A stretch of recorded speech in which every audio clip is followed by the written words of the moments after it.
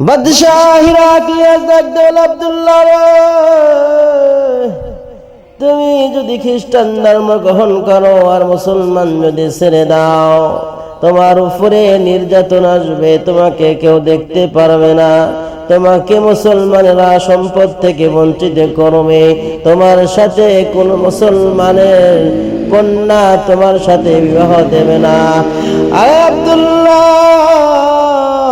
তুমি যদি খ্রিস্টান ধর্ম গ্রহণ করো, আমি বাদশাহ হিরাক্লিয়াস কথা দিলাম, আমার ঘরে সুন্দর কন্যা নারী আছে, আমার কন্যাটা তোমার সাথে বিবাহ দেব।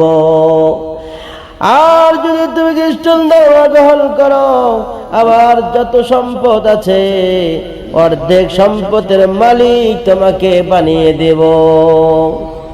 আব্দুল্লাহ ডাক দেয়া বলে, বাদশাহ হিরাক্লিয়াস,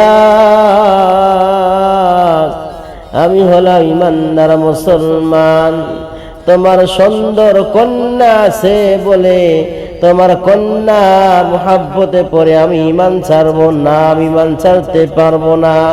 তোমার যত সম্পদ আছে তুমি অর্ধেক সম্পদের মালিক বানাইয়া দিবাও।